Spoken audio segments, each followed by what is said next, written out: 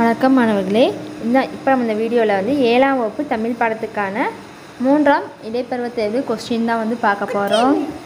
இந்த கொஸ்டினை வந்து நீங்கள் மாடலாக வச்சு பார்த்துக்கோங்க, ரொம்ப யூஸ்ஃபுல்லாக இருக்கும். இது வந்து ப்ரீவியஸ் இயர் கொஸ்டின்.